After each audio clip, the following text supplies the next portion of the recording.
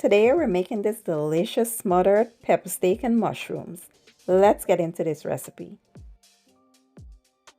We're going to start with a clean piece of ribeye steak. I did wash it and pat dry. Here are the seasonings I will be using. I will list it in the description or the caption. Once done, you want to go ahead and add a little oil to the steak, and then we will coat the steak very well on all sides. We will let it rest for 30 minutes before cooking.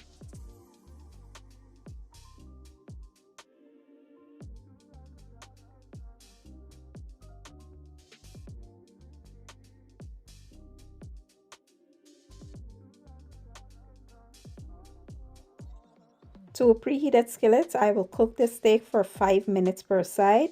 Once done, remove, set aside, and we'll proceed with the next step.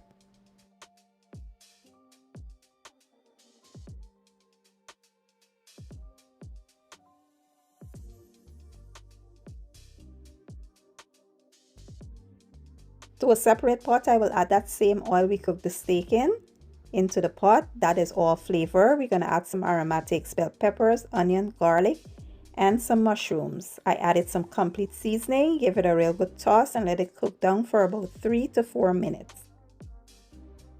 Now we will come in with some butter and some flour, and you want to cook the flour for about a minute or two, just cooking away that raw flour taste. Once done, we will come in with some broth, or I should say soup.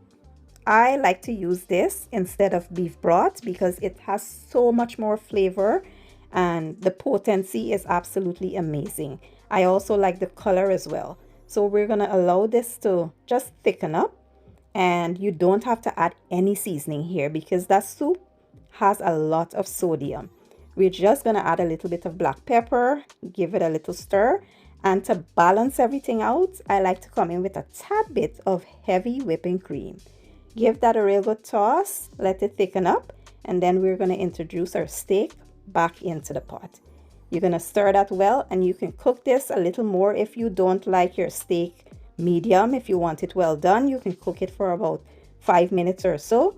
But that's it for me. I like my steak medium, so I just remove and plate up and enjoy. Like when I tell you this was so good, you have to try it to see what I'm talking about. Chef kiss delicious. I serve it with some green beans and mashed potato, and absolutely divine. Like I said, give it a try. Let me know what you guys think. And I will leave all my ingredients, measurements in the description or the caption, and I'll see you guys in my next one. Thank you for watching and enjoy.